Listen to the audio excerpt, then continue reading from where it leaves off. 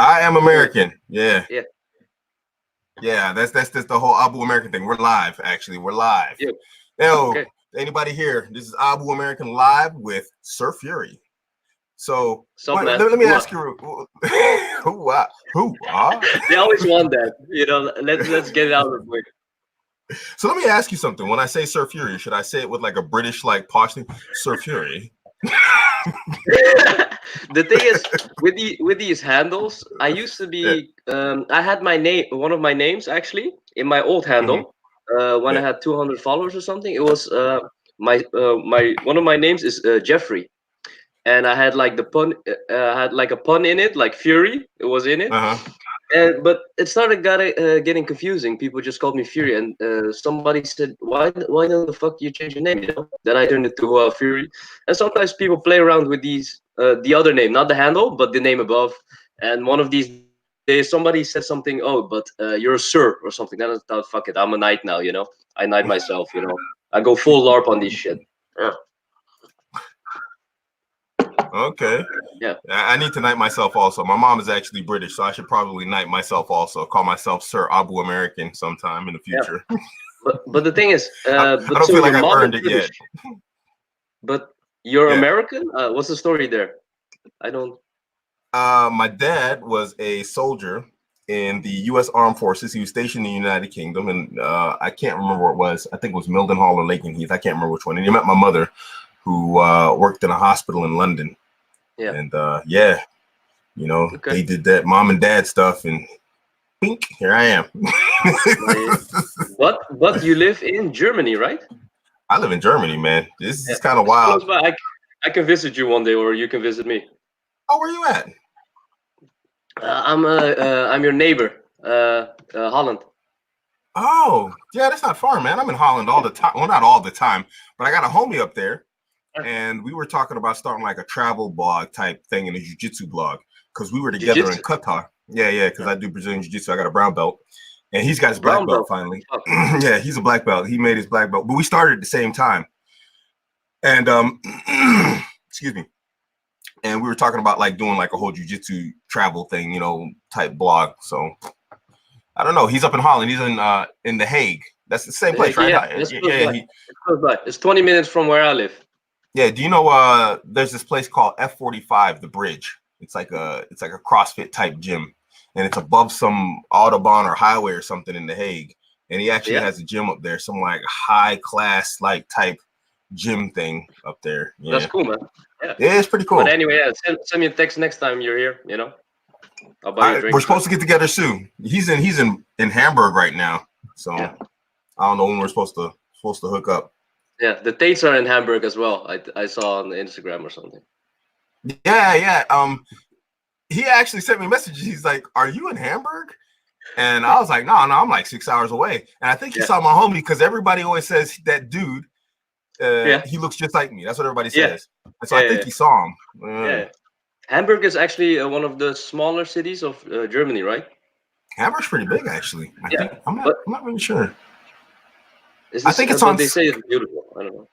I don't know. It's been a long time since I've been there. I used to go up there when I was like, before I was Muslim, I was a rapper, and that's where all the music studios are. you have lots of stuff going on. You used to be a rapper, interviewer.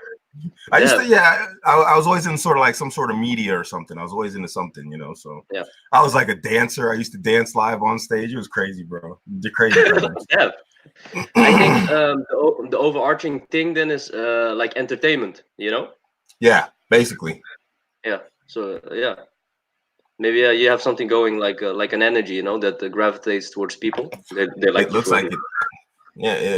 Or they would say you have a big ego. You need to satisfy your ego, Well, there's always that. Yeah. It is what it is. So Abu, you got like questions for me, or like we're just gonna? Yeah, some general questions. Okay, so let's go with like my viewers. They don't know who you are. Yeah. Who are you? So I'm Fury. I'm from the Netherlands. Okay. I graduate. I'm an engineer. This is always fun on Twitter. Like nobody knows. They just think I booze all the time or like smoke or something. They don't know. And especially when they come in the DMs, they say, "Oh, you're great, man." Blah blah. But do you work or something? And they say, "What do you do?" And I say, "Yeah, I'm an engineer." So I have a degree, a Master of Science in engineer. It's Wow. civil, so like building bridges, buildings, stuff like that in concrete. Oh, Nice. that's why we had that talk the other day on Twitter. We had like a discussion about drying concrete or something. There was this fool Yeah, walking yeah, around yeah, yeah. on the construction site. I was talking with you while at work probably or something. Okay. Actually, I asked the guy, a colleague. I said, "Hey, how fast does concrete dry? You know, like blah blah." We were talking about what you said. Okay. Yeah, the chemical and physical The reaction chemical and physical conversation. part. And the guy also Yeah. said, "I don't know, man. I don't know. It's in some science book." I said, "Yeah, sure, whatever." So Yeah. yeah, I'm from. I was born in the Netherlands, but my parents are Asian, and Okay. that's why I look like this.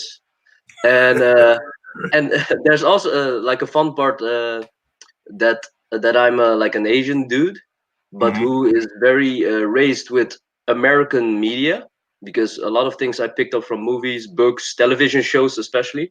Yeah. And but I live in like the Tates would call it like a failed society, the Netherlands. You know, like Okay. because the Netherlands, they how do you say they're like a mini clone of America sometimes. You know, Uh-huh. that plays true in what's really interesting, like the social dynamics parts, stuff Roller will talk about, or people with the relational dynamic stuff. Okay. They would see a lot of things you would see in America is like a mirror you could see in the Netherlands is slightly happening as well. So, so that's interesting Okay. for me as a minority in the Netherlands as well. Okay. Yeah, I actually wanted to ask that. That was going to be my first question as a joke. The only time I saw you live, you were drunk. I was about to ask you, are you sober? Oh yeah, that podcast is like a cult hit or something. Like, hey, Fury has this podcast where he's drunk, and it's on the internet, so I don't give a fuck. It's done, you know. But Yeah. since then I have like a rule with myself. Every podcast I do dead sober. So So no repeats, huh? there was a podcast I even wore a tie, especially for I'm just at home, I just wore a tie, especially for like the podcast. Okay. Yeah. So, civil engineer, Yeah. and you are also an author, if I am not mistaken. Is Yeah, this I wrote correct? two works, one complete novel, Mm-hmm. 282 pages, about Thailand, 2 weeks in Okay. Thailand. It's nonfiction. I just wrote it's like a travel journal actually, like a real book. Yeah. And the other is like a short piece story. It's like 32 pages long. It's like a thriller because it's it's what I was in Poland for a short spell, a little weekend, and Okay. yeah, what happened there was like a thriller for a normal person. It was quite fun, yeah. Okay. Yeah, I actually spoke to you about writing because I was Yeah. I started like a little biography, and I was asking you about it because it's not really long, my biography. Sorry, I'm sitting there playing with my chroma key. I'm turning invisible on you guys here. Yeah, I was asking you Yeah. about writing because I know that's something you did, and we spoke like Yeah. for a little brief thing in the back on the back end of the Yes. Twitter game about like writing, and you really That's where like the real Twitter game is, by the way. If somebody's listening and is new to Twitter, the yeah, back end of Twitter is where everything happens. There's the real magic. it really is true. It's like you get the wildest messages about people and stuff that's going on Twitter. You're like, oh, okay. Yeah, that's actually it's like the what do you call it? The non-significant part of Twitter is where I start posting like that RIP inbox stuff. When the people send me the craziest stuff in my inbox. Boy, it slowed down Imagine ever if you since I get started doing that. Imagine if you'd get bigger, like a bigger account, they get the craziest shit in their inboxes. I You can know? imagine. I've been getting wild stuff for a while before I was over 1,000 followers. I can't imagine how it's going to be if I get more. Oh, it's Yeah. scary. I had one tweet that blew up, and that got Yeah. me to like where I'm now. Like I got 100 followers in one night or something. That's big for me. Yeah.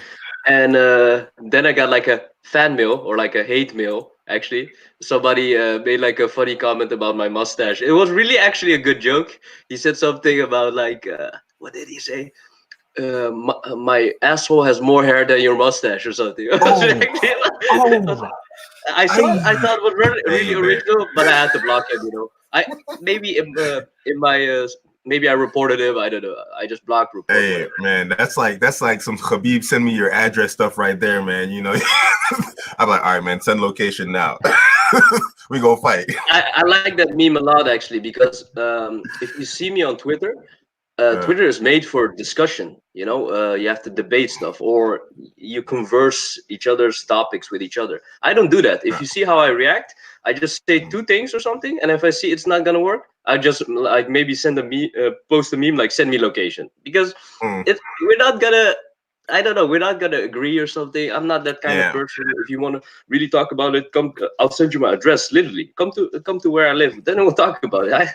I don't have time for this shit. You know, like. Yeah.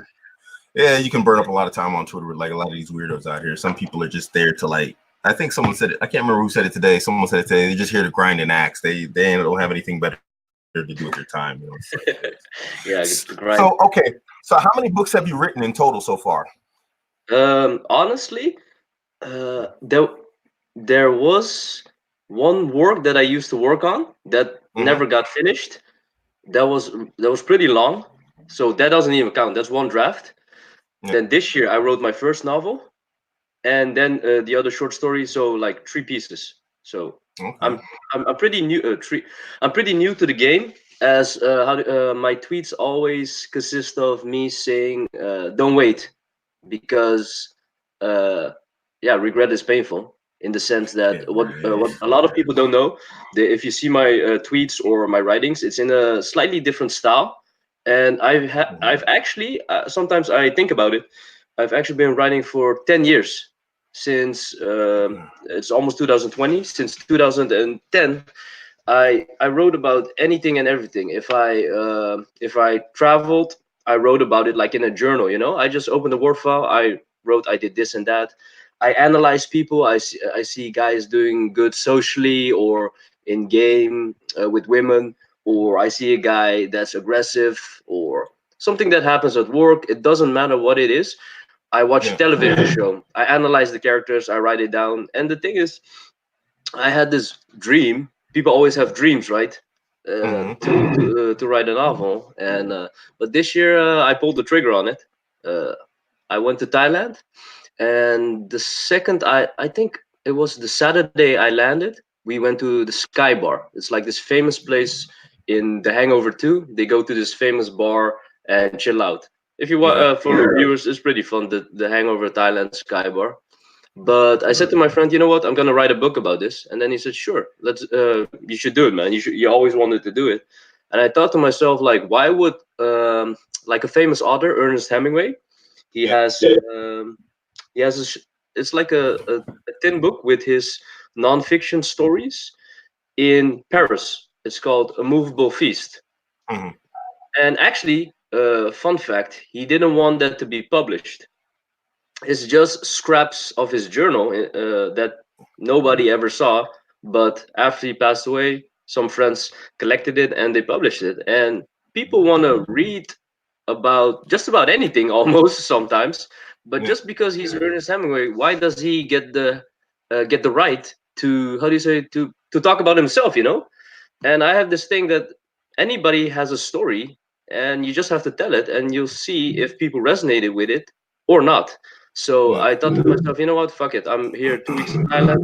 I'm gonna write down notes. My friend, the tiger, he loves to take notes of all his debauchery stuff, his sexual escapades, his drinking. He keeps insane track of the shit he does. So he had notes, and we had all kinds of footage and photo. And yeah, I wrote it down, and people here on Twitter, the people that follow me, they love me. Other people, they hate me, or I don't know what the fuck they think about me. But There's so no in between on Twitter.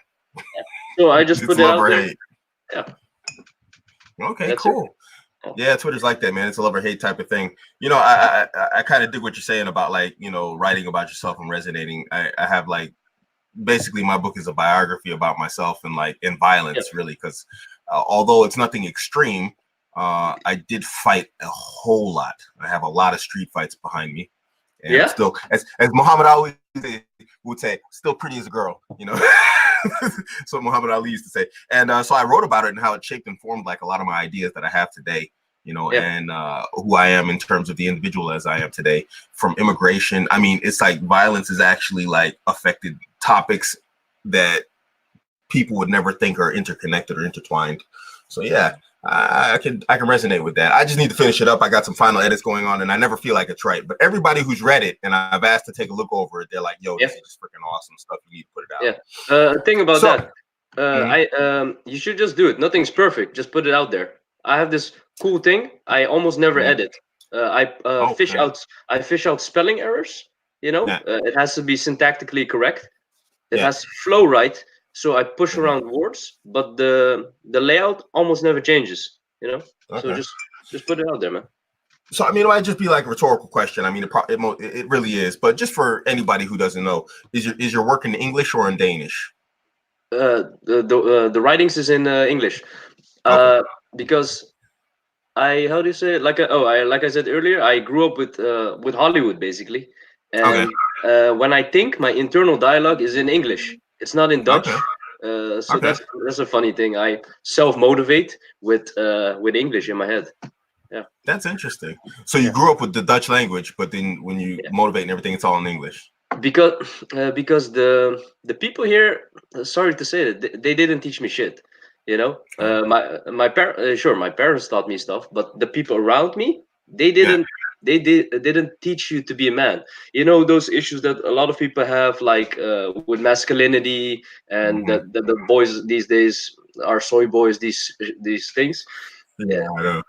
How do you say, I have to learn from, role models, stuff like that, and Yeah. all those things, those mediums are in English. So I watch David Goggins, for example. David Goggins, Impressive dude. yeah, he's like a fine specimen of the human race, He really and the is. things he says, I how do you say, I maybe repeat it in my head, but it's always in English. Yeah. That's how I think. It's my universal language in my head. Yeah. Actually, I want to throw that out there. Actually, since we're talking about writing and books, if anybody who watches this hasn't read like David Goggins' book, the Can't Hurt Me, I would suggest the audio. I don't know if you listen to the audio book, man, but it's like No, I haven't checked it freaking out. dude, it's amazing. It's like an Does he audio talk? book together with a podcast, and it Yeah. is freaking one of a kind, spectacular, dude. Does he talk himself? Does he read Yeah, it out yeah. himself? Yeah, No, yeah. no. So I, I should there's check a it out. guy who reads, Yeah, and then they'll stop like in certain parts of each chapter, and then just yeah, start going into details, and them two will start pinging back and forth. Dude, it's freaking awesome. It's the yeah. best audio book there is to this day. Period. I don't think anyone's ever gonna touch it. I don't think anybody could do better. They Yeah, they they they smashed it, man. David Goggins is really special. He's actually He really did. David Goggins is the reason why I ran 2 marathons. Actually, Okay, nice. yeah. I, Um, I I always use David Goggins as an example when it comes to my son, because David Goggins, he failed Ranger School and my son didn't. So I'm like, yes, I raised a good one. you Oh, that's really impressive. They say, how do you say, Ranger School is really tough. They say it's tough. It's tough. Yeah, it's tough. They mess with you. It's tough as fuck. So, hey, another thing. Yeah. So I saw that you fought here and there. You've been in a few fights. Is this something you do? Like you fight? Like I have Like in one. rings. I saw you like in some ring fights or No, there something. was one official fight. One official fight. That was Okay. in Thailand. Got my head smashed in by a Russian. Yeah. Ooh. Yeah, the No. Russians are tough, man. I was on vacation, so they have Uh-huh. this ring in Thailand, on the Koh Phi Phi, the island. It's called the Reggae Bar, and tourists Mhm. are allowed to enter the ring, and you fight at your own risk against any opponent that you want. And Okay. but my mistake, I'm not gonna cheat like the victory away from the opponent. My mistake was I was on vacation and I had been drinking for 7 days straight. And I have this thing, when I'm on vacation, I don't sleep. Also, like the drinking doesn't help because I then have less REM sleep. So there's like adrenaline in my system. I don't know what it is. And Mm. I slept maybe like a normal person would sleep like 7 times 8, 56 hours in a week or something. Yeah. But I slept like half that, like 20 hours or something. And then I got the bright idea to step in the ring. Yeah. And somehow you And thought that was a good idea. yeah, I thought it was a good idea. But how do you say? My reflexes were really slow. Like I can I could, imagine. how do you say? Because I had some confidence in the sense that I trained a little bit with my brother. Mm, I used to watch a lot. I still watch UFC. I know a little bit how the game is run. I'm like physically okay, but I could even like count the moves that he had. The guy only had 3 moves. I okay. still know it to this day, like roundhouse kick, right hook, and a jab. That was the only 3 moves he had. It was that simple actually, but he was just bigger and stronger. Like one kick that he threw, I just talked about it yesterday. He threw it against my arm, and but the kick was so hard that I thought he broke my arm. I couldn't Hmm. lift it the whole fight. And then the next thing that he did was just throw right hooks the whole time, because I Yeah, couldn't block with his hand, and yeah, the guy just kept throwing right hooks. I thought, smart dude, smart fucker. yeah. That's Yeah. something to look So out for. I don't know if you ever saw Frank Shamrock versus something Chung. What is his name? Something one of the Chung. His early, last name one is of the Chung. early UCs back in the day, you mean? No, it's not that. It's actually like maybe like 7 to 8 years ago, maybe 10 years ago. Anyway, Frank Shamrock was fighting this guy, something Chung. He's a kickboxer, Yeah. and he broke his arm with roundhouse kicks. Frank he broke Shamrock's arm with Yeah. roundhouse kicks. It was a really terrible looking fight, man. It Yeah. was a horrible fight. Yeah, the guys Yeah. with strong roundhouse kicks, they can really jam you up. You don't really have a lot of guard against those types of guys That's if you don't that's have a like good a way technique. to. In the Yeah. Netherlands, we had this famous fight, Rico Verhoeven versus Badr Hari. It's like a Hmm. kickboxing. They're like Yeah. two champions against each other. It was a rematch because in the first match, the champion Rico, he broke the other guy's arm in round one. He, Okay. he he just kept throwing kicks and he broke the other guy's arm and he couldn't fight anymore. Game over. So it's like Yeah. a legit move. Yeah. My hand was sore for a month after. I kept thinking about that fucking Russia. Like, fuck that guy. Yeah, that's something you guys have up there in the Netherlands. You guys produce a lot of kickboxers. You guys had Ernesto Husta also, huh? Yeah, Ernesto's from yeah, there. and He's Remy in. Bujanski. Remy Bujanski. Yeah, you guys. That there's this girl also. There's this crazy girl fighter. She's a freaking beast. Nobody wants to fight her. What's her name? I don't know. She's from the Netherlands also. Oh man, hold on. I gotta Google this girl, man. She's a freaking beast for a woman. That's actually a woman I wouldn't want to fight. You know what's Uh, funny? The thing though, we produce a lot of fighters because it's a safe country, but mhm. here in Rotterdam or Amsterdam, if you walk across the street at night, Yeah. it has a certain vibe, and a lot of like we have like stereotypes here. A lot of the Hmm. Moroccan boys, they Yeah. go to kickboxing, and they all have the swagger. Yeah. For the people on Twitter, if you ever seen Tate walk, the way he walks. Every boy on the street here walks the same as Tate.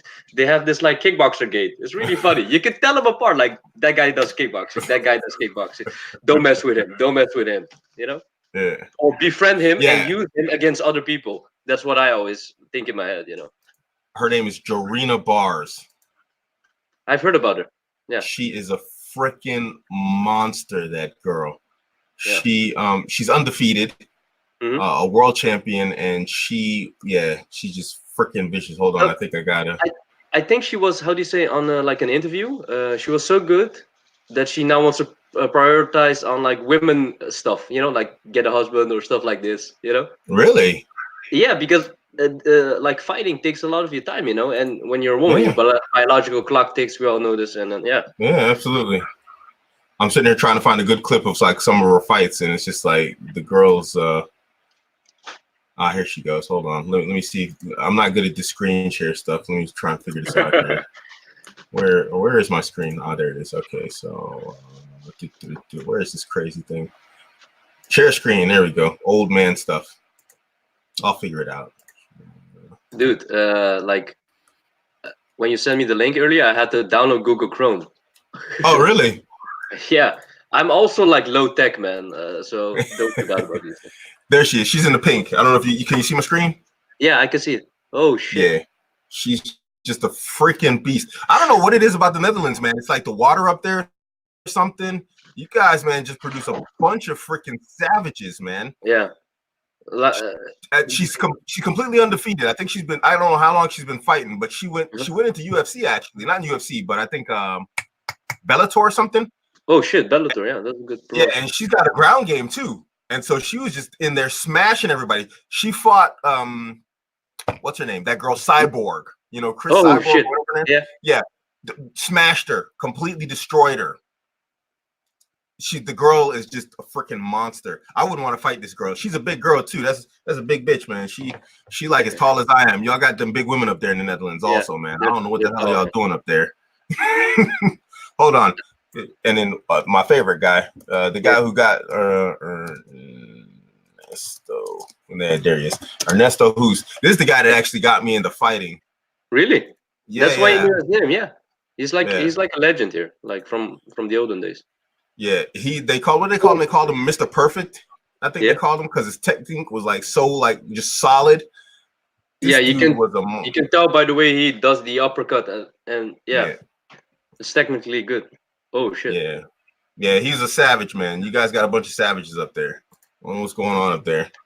Yeah, that's like you said, like we have savages here. That's why when I go to another country, actually, I'm not that afraid because going out here is potentially more lethal. Like I said, because all the boys can fight. Yeah. If I go to another country, I see like these chumps. Okay, it's a different country, different laws, whatever. But I look at them, and like I said, if you how do you say if you're experienced like me in the sense of looking at other people, not per se that I'm a good fighter. I'm nobody in the fight world, you know. I understand what you mean. But you can tell it, so I'm not Absolutely. afraid easily, you know. And especially you. Oh, you've been in street fights, so Yeah. you You get spotted. yeah. You can tell who's like big mouthed, just you know, like a trash talker, or like who's somebody who's for real. Absolutely. You can tell. It's I don't disagree. I actually talk about this in my biography. It's like, you know, you can spot guys that are just like, all right, this is a guy. If I get into it with him, I don't know how things are going to turn out, but you just got to be ready to the death. that's the thing I always say. People say, oh, Fury, you love to fight. I say, no, I don't love to fight, because if I fight somebody's either going to jail or the hospital or the morgue or all three at the same time. Yeah, I think people are always surprised that I'm like that. I fought so much, and that I actually don't mind, and I enjoy fighting. I'm 47. I'll still go out and like beat somebody up on the street. I really don't care. It's the weirdest thing. I should be past that age, but I'm just like, whatever. Let's get it on. But it's just, yeah, it's a part of you. That's why I play it cool, because there's no in between. And I'm like, all right, look, if we don't play it cool here, somebody's gonna get hurt. You know, this is how it's got to be. You know, so. Yeah. It's impressive. It's impressive how do you say, like, you survive the street fights, because usually one punch all it takes. You know, it's a little bit more lethal. You know, it's not a controlled setting. You know, there are no rules, stuff like that. You know. Yeah. Yeah, I talk about one punches also. A lot of people think they're going to get into fights and it's going to be like in movies, and there's going to be like a whole bunch of back and forth, or it's going to be like in a ring, something where you got gloves. No, the moment like bone smacks face, that stuff changes everything. Yeah. People lose their will. They literally just, their spirit leaves them, and they're just like, you can see like, okay, this guy's done.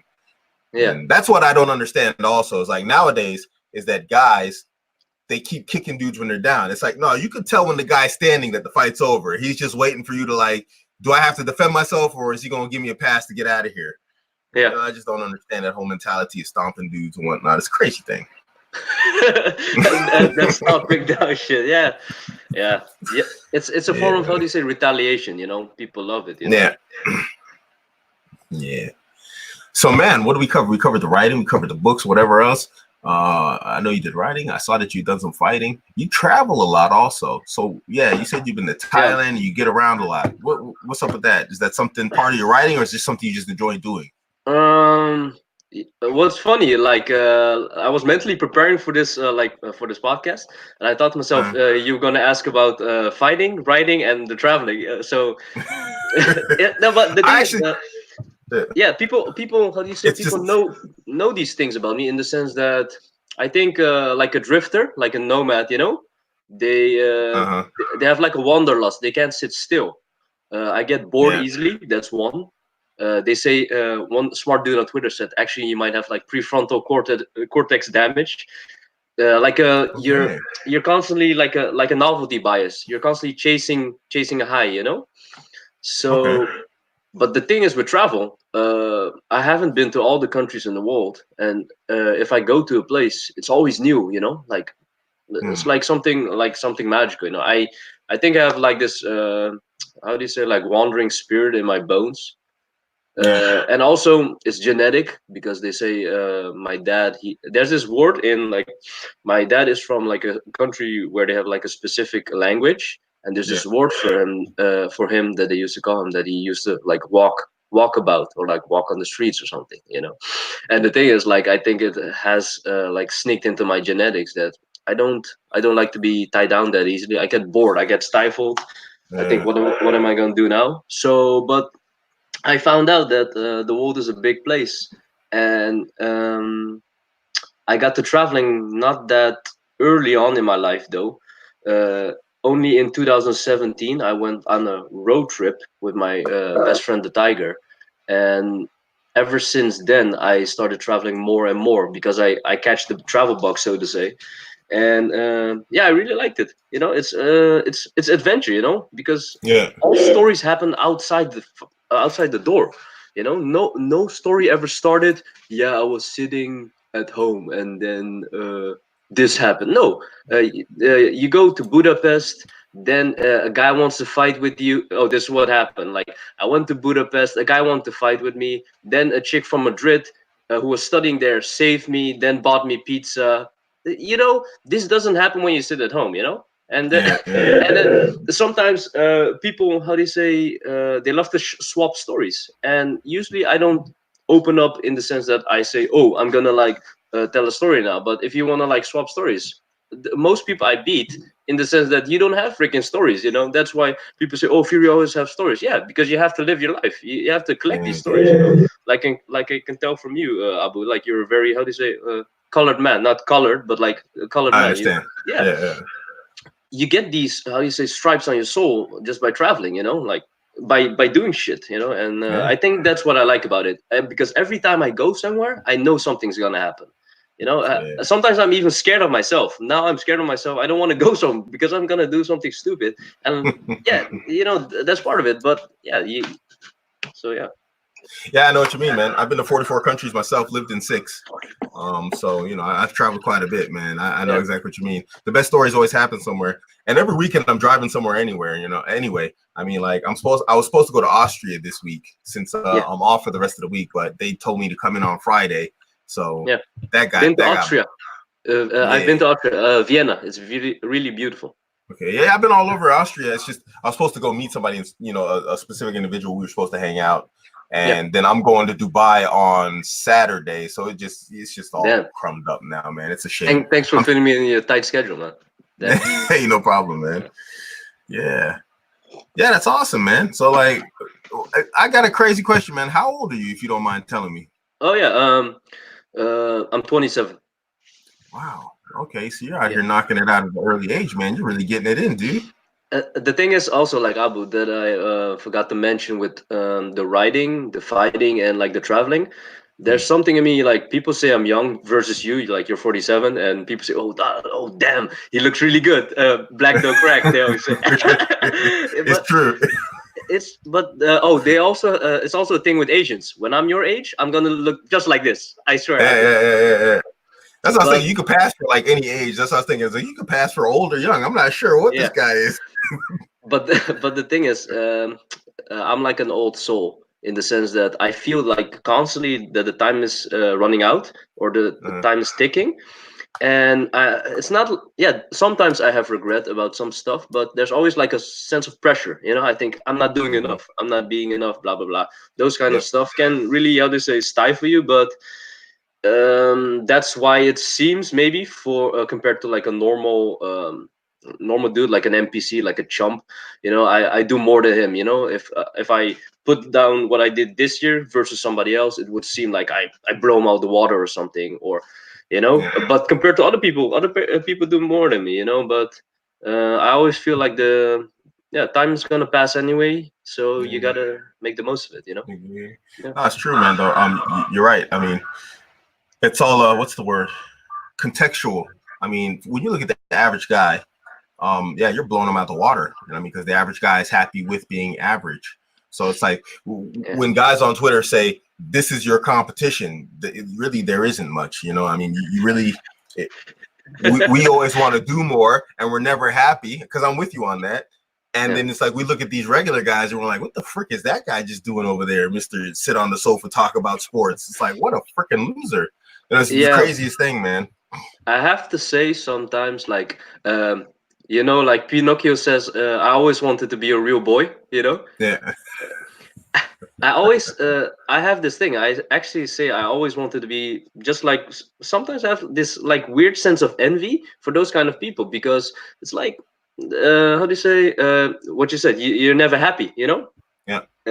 Not never happy. There are moments of happiness, but if you But just see me more. like, if you see me brood, if you could hear my thoughts, you would hear me grind, like I'm constantly thinking, overthinking, like, so yeah, a sense of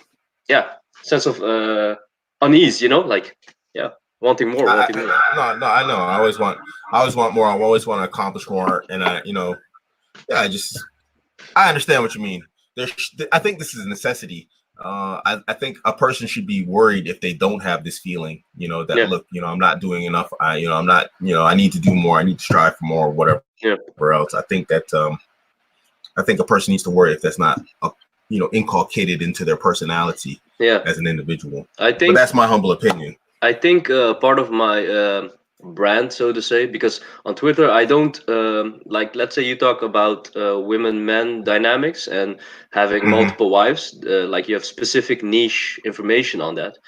My account doesn't have any specific knowledge, except for I talk about life and death a lot implicitly, like time is running out, or I need to do this and this more and more, and people see through me, like what they want to see. Like some people say I have the look that I want to live, you can see it in my eyes or shit like that.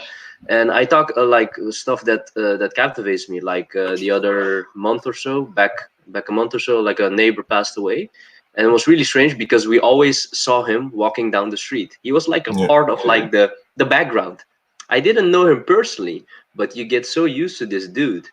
And he was a fixture in the environment. Yeah, because he always did his rounds through like the neighborhood. And now when I see an old man, for even like my brain is tricked for even for 1 millisecond. I think it's him. My whole life I saw him, but I think it can't be him. He's gone. And then I wrote like a tweet on it, and it resonated with a lot of people that your time is gonna run out, and it's just a memento mori, memento mori, remember the dead, is Latin. People need to be reminded about it, even myself, and I love to remind myself about it almost daily. So if I put it in a tweet or something, it resonates with a lot of people. They'll be thinking like, fuck, shit, I need to do something, do whatever you want, find a woman, find a job, or whatever you want, not what somebody else wants, but the time is gonna pass anyway, so yeah, absolutely. And this is a big deal in Islam, remembering death, and they talk about this a lot in Islam. This is talked about quite frequently. And I used to actually we call it janaza, like the burial prayers, and the rites for the dead at a U.S. military base here at Landstuhl. They used to fly, Afghan soldiers, allies, whatnot, U.S. soldiers. And if they were killed in combat, we had to wash the bodies and prepare them for prayer, even pray over them so they could be buried, according to Islamic rite. And I mean, dude, it just, one day you're there, one day you're not. I remember, just not even connected to military deaths. There was, I was in Qatar, and there was this girl. She was a Qatari girl, young girl, something like 25 or 26. And I was having a really rough time at that point in my life. I was really trying to get out of Qatar, and everything was going wrong. And she was like a homeboy type of. It was actually, I could actually say she was a female friend. I think I actually had a female friend. Whoa, what the hell? It is possible. I sometimes shit on those people as well. Like, dude, it's not possible. It's not possible, but it's possible. Yeah, she might have been attracted to me. I don't know. I think she might have been. But anyway, one day to the next, she was dead, man. She went to the hospital with flu symptoms, and they gave her like some crazy, like 18 injections in like within like a 7-hour period, and she died. And it was just like that, man. A girl like 20 something years old, and she's just gone from one day to the next, man. Death is like, nobody has a guarantee. And I mean, I think people need to understand that also, that there's no guarantee you're going to reach an old age. People go outside and get hit by a cookie truck or the ice cream man, and you're done, Yeah. It's just it's really, what's the word? It's random, man. You know, you never know what's gonna happen. So Yeah. The yeah, thing is get it also done. it's also like how do you say a frame of mindset in the sense Hmm. I've theorized a lot about it in the sense that in a certain span of your life you have to accomplish what you want to do. It doesn't mean that you have to live until the end. Like very I get almost like in a this is why I don't do debates. As soon as I share my opinion on something that's unique or strange, people Hmm. go like crazy. Like if I talk to somebody about it here, so I said like somebody says, oh, I want to live old and happy, blah blah blah. I said, so you need to live to an old age to be happy. uh, I said, why do you want to do that? I want to have grandkids, blah blah. You can have grandkids right now. You can find a woman, blah blah, and then you're done. You know, you don't have to reach the old age to accomplish your goals. You could do whatever you want in a shorter span of time if you just put the work in it. Maybe maybe Yeah. you won't reach it. That's also possible. You can fail as well. But people have this weird notion that you have to live the full span until the end. Let's say until you're 100. I don't give a shit about that. Like Yeah. I have things in my mind that I need to achieve. If I like die tomorrow, I would have failed. I know that in my head, but that's why I need more time. That's Yeah. understandable. That's why I need more time. But it's not gonna hit me when I'm 100. Oh yeah, now I'm complete. It's not gonna Yeah. happen. Probably I'll be have dementia when I'm 100. I'm not gonna even like yeah. Let's hope not. With debating people on Twitter, you make a good point there. And generally, I don't debate people. Well, I do, but it's more from an educational standpoint. I'm Yeah. either learning or I'm teaching. And when it Yeah. comes to Islam, I have to admit I'm closed doors. It's like this is the only time I generally block people is when they start coming at me about crazy, stuff about Islam. That I just block them. But Yeah. generally, I'll give everyone the benefit of the doubt and think that they're ignorant of something and Yeah. therefore are looking for clarification or they're looking to teach me something. And then when it's Yeah. obvious that they're there just to, argue, I'm just like, yeah. And then I put them on mute and then I never see what they say again. Yeah. No, no, that's a good point. You made actually like the entry points for why you want to have a debate. You want to teach or learn. One, I never want to teach somebody Mm. by default because I'm how do you say I don't feel like in a position that I can teach somebody. That's why I Okay. don't like, for example, put out fitness tips that much on Twitter because I'm not a fitness guru and there are much more qualified people than me on Twitter. Yeah. I don't talk about game because there are a lot of more like competent men out there. If I see something that's funny, like I had this stupid like text interaction, I put it out because it's funny. Then somebody Yeah. can learn what the fuck I just did. But I don't feel, how do you say, like in a position to teach. So that's one thing Yeah. why I don't go into debate. And to learn, most people don't want to teach you. They don't give a shit about you. So, but sometimes you can sense it when somebody wants to ask somebody something legit. Then I ask, why did you say that? I very very neutral. I say it in a very neutral way. And then sometimes they say, "Oh, thank you for this wonderful, gentle discussion. Haven't had this in a long time on Twitter."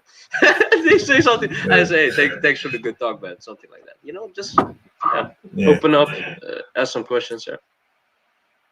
What's crazy is for me, I mean, it's the craziest thing because I don't really spend a lot of time teaching about Islam. But in 2019, through Abuamerican, 4 people have become Muslim through private Really? chats. Yeah, I've sent them to masjids. A guy just accepted Islam last week. He went to a masjid in London. He became Muslim. So it's like, for me, it's like always surprising that someone is actually sincerely trying to learn. So I tend to try and give everybody the benefit of the doubt. But yeah, Yeah. I agree with you. I hate looking at these accounts and they specialize in one thing and then they start getting a big following and then now they become an expert on everything. And I'm like, dude, just bring it back a notch, okay? I mean, I started making pretty good money now online. I don't talk about it. Nobody knows this. I'm never going to talk about it because I've never been part of money Twitter. Yeah. So, but other parts of Twitter I have been, and I find that very disingenuous and very dishonest of these guys to come out here and like, they get good at one thing. And you see this a lot with money Twitter. These guys, especially money Twitter. And I got Yeah. some homies in money Twitter, but what they'll do is they'll start really getting good at making money, and then they'll start talking about girls, and it's like, come on, man. It's like, dude, really? Yeah. Where I were you have to talking say about girls though. before you had cash? I have to say though, like you said earlier, like you want to give people the benefit of the doubt. I do try to, how do you say, like some people say stay to your own Twitter, you know, or stay to your own topics. But they're people, you know. People love multiple stuff, so they are allowed to talk whatever they want. It's true. You could be You know, so I multifaceted. try to, how do you say, try to be respectful towards them, because I can sometimes I can empathize. Like I have the luxury, I can talk about anything. People would eat it up because I don't have one thing. That's I kept it flexible. It's also a drawback. No, it's a drawback. That's why I didn't grow as fast as a lot of my homies. They have one thing, or they're really good at like a certain format, and if you push that type of format on Twitter, you grow faster. I'm not gonna give like secret hacks because I don't give a shit about like rules. I want freedom. I want to express. Twitter is like the only place I can say whatever the hell I want until I get banned. Of course, that's why I try to keep it down a notch. But the thing is, if I want to talk about something, I'm allowed to do that in the sense, you know. So I don't want to strip another person's free. If he suddenly decides he's like a G in his head and he's like a player, I let him. But I'll read through the lines, like, dude, do you even know what you're saying, or you know? Yeah, I had to call some kid out, man. I can't remember who he was. He's part of Money Twitter, and he started talking about like women and stuff. And I was like, it was utter BS. And I was like, what is this dude talking about? And I said, hey man, I tweeted under him, I subtweeted him. I said, hey man, stick to freaking money. Stop talking about relationships. He deleted the tweet. I didn't mean to attack him. I like intimidated him out of his tweet, but it was like some totally goofy statement. I was like, how is this even? Where is this right? You know, you got you a girlfriend all of a sudden. Now you're an expert and you talking about some goofy stuff because she gave you a pass on something that doesn't work. This reminds me. I'm not gonna name him, but there's this account. He was part of like cryptocurrency and like money, online money Twitter. Even in his handle, he has something like I know what his name is, by the way. I'm not gonna say his handle, but he had gone through this process because we know him in the behind the screens, you know, like in the DMs. He has gone through this process of his relationship, that he swallowed the red pill or something. Something must have happened, and so he was reading a lot about red pill and Rollo, and specifically like Pook. You know, have you heard about that book? Book of Pook. It's actually a legit book. But the thing is, this guy got so, how do you say, in his head about these things. So he's constantly talking about that now, and people were saying like, "Dude, why are you talking about that now?" You know, and like it feels a little bit inauthentic, you know. But yeah. No, I can understand the initial excitement. I really can. But it's like when people start trying to use their, I don't know, for lack of a better term, their clout in one area to like start going into another one. I find that kind of like, yo, hold up, you know, like what, you know, it's kind of crazy. Yeah, that's another thing. Yeah, but it's really, how do you say that? We've come across a thing that really fascinates me. We're talking about what's real and what's fake, and I have a personality type that I always want to find, how do you say, genuine stuff. You know, what's real, but how do you become real? Like, for example, I'm not an expert at lifting weights, but if I find something to be true now, am I then a true weightlifter? At what stage in my weightlifting career am I allowed to talk from a valid point of view? You know, so that's something that I always think about, because as a person, you self-improve constantly. And especially with the man, you have this hero's journey, and he gets better with cash, with women, with his with workouts. So when is he real? You know, at what point does he get to a stage to be deemed worthy to talk about these things? That always fascinates me. You know, even in real life, well, that is interesting. I mean, I'm very good with workouts. I know workouts very well, but it's like even now when people ask me about my workout, because I can get very fast results with my workout programs, because it is a matter of like learning and refinement, practicing and trying and everything, and I can help other people get results. But on Twitter, if someone asks me about my workout, I send them to AJ Cortez. I mean, it's just real. It's like, look, man, why would I, despite my ability to help him and being good at what I do, why would I try and like, you know, loop this guy under my belt when I know there's an absolute expert here online right now? Yeah. You see what I'm saying? And so we're in an area of the internet or in a time when there's like a huge like foundation of knowledge-based individuals to send others to. And I think what prevents us from like actually doing that is a type of ego investment. This is my humble opinion. It's not always the case, but a lot of times people, it makes you feel good when you're the source of knowledge for someone, the source of like success or whatever else, or people are coming to you, and it feels good. And that is a type of power that I think overwhelms a lot of people online when they start to get a following, and then they lose themselves in that, because now it's like, I don't want to not have an answer. I want everybody coming to me. Maybe it's not that simple. I'm oversimplifying, but I think you get what I'm saying. A sense of validation. A sense of validation. Yeah. A thing about that. One of the Spanish Benjamin. He warned me long ago because he grew really fast. He's like a 6K account or something, really really fast. But he said to me, he warned me one time. He said to me like, you got to keep your ego in check, Fury, because he knows he can read people really well, and I think he saw through me because there's a part of me that wants attention, attention and validation, and those things in life, they say it has to come from the inside, internal validation, and that's why I actually don't put out actionable advice, like on Twitter. I don't want to, how do you say, get my validation from look at me, like. Then you're just I almost feel that I'm showing off, I like to flex, like as a joke almost. It's part of me, but I need to be careful with that, so that I don't draw my what you said, that they come to me like, oh, even with something that I'm more knowledgeable than the average Joe, like with drinking. They say like, yo, well, what's your favorite whiskey? They say that a lot, like, can you give me a recommendation? I give them because I like to talk about the topic, but it's not like I'm a source of like agency, like power, like I get like power hungry of it. So I try to, stay down to earth on it, but it can get to your head quite easily. I can imagine if I was like 100K account, like I know everything.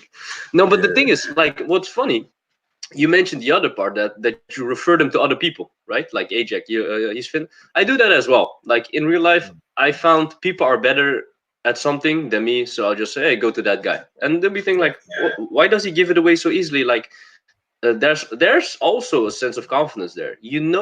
That people are better than you in other things. You cannot be the best in everything. People will slay you in lots of things, and that's really humbling to say, yeah, that guy just better than me, so ask him. So yeah. Yeah, absolutely, man. Absolutely. You got to know your limits. You got to know your boundaries, and know who's good at what, because who are you going to turn to when you need help, as an individual? You always got to have an expert that you can turn to, and if you think you're the expert all the time, eventually it's going to bite you in the rear, especially in the Twitter world, because you'd be surprised at how many messages I get on the back end. This person's getting this from this person, and this person's like this. And it's like, this guy ain't even an expert, but he out here with like 10,000 followers.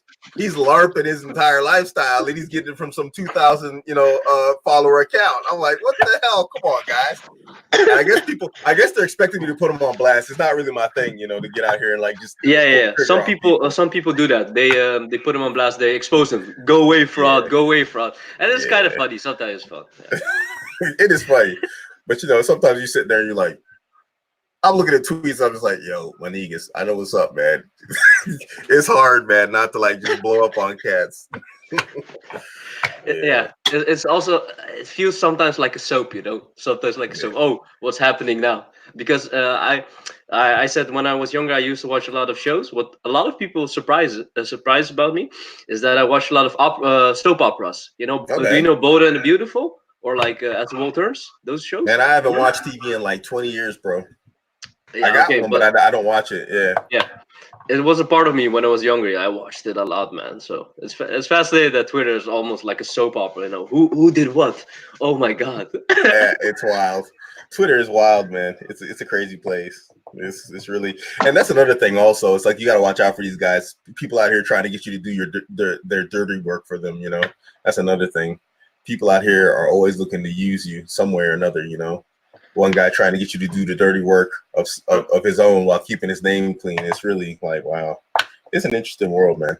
Yeah, but what's funny, real world lessons can be applied to Twitter, but also lessons drawn from Twitter can be applied to real life. Yeah, absolutely.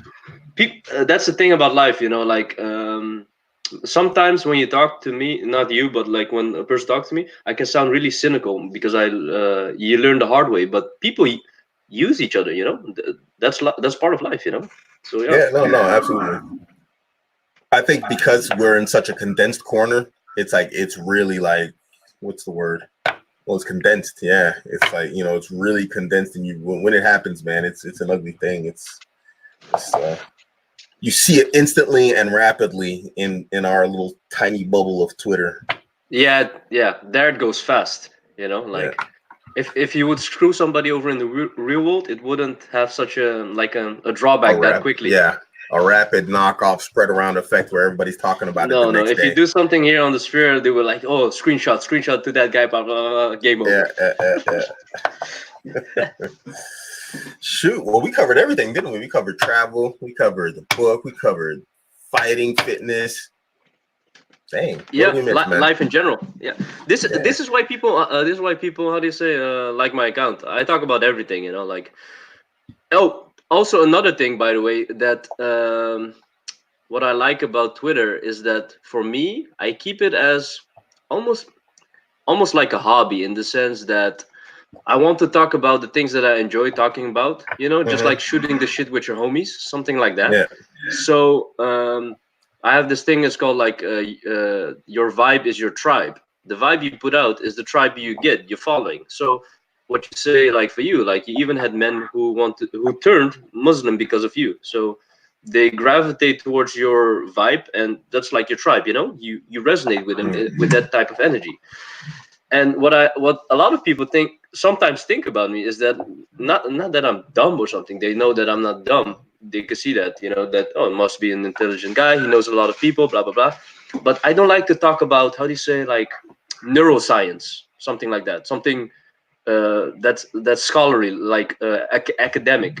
But when I was younger, I used to read a lot about, like, for example, neuroscience. But I almost never talk about it on Twitter because I don't care, you know, like if you want to learn something, Google it by yourself. You know, I'm not that type of person. So sometimes I think what am I supposed to tweet now? I think of something fun that I used to read, and then recently I put out this thing, like a cool tip how the brain works when you want to fall asleep. It got really a lot of likes. So you should read fiction right before you go to sleep because it detaches your brain from your ego. If you read nonfiction, like how to build a business or something, you're placing yourself in the book, like, oh, what am I gonna do now, blah blah blah, and your mind starts racing, and then you can't sleep. But if you pick up like a book like Harry Potter, okay, you're gonna resonate with Harry Potter, but you just follow like a nice, clean story that detaches from your ego, and then you lull yourself to sleep. Stuff like that. I could like make a whole, like what you said, like a whole type of like Twitter, like neuroscience Twitter, or you know, like go to sleep Twitter. But then I think to myself, do I really want to do that? You know, uh, I don't want to do that. I just want to talk about whatever comes to mind. So I think one day I talk about drinking, next day I talk about travel, next day I talk about writing, next day I talk about some stupid chick that sent me stupid messages, and I said, look what she's done. That, you know. So I try to keep it entertaining for myself. Actually, you know, like entertain yourself. You know, like. Yeah, we have an interesting feed, that's for sure. If you didn't, I wouldn't be talking to you right now. Your feed is like, I'm like, this dude, what? Sometimes I'm like, what is he talking about? Yeah, and I try to, like what you say. I don't try. I try to be not disingenuous. You know, suddenly I'm Red Pill Fury. One day I'll put in my hand on that Sir Fury, but Red Pill Fury for the fuck of it. You know, like Red Pill. He's saying Red Pill stuff constantly. Nice.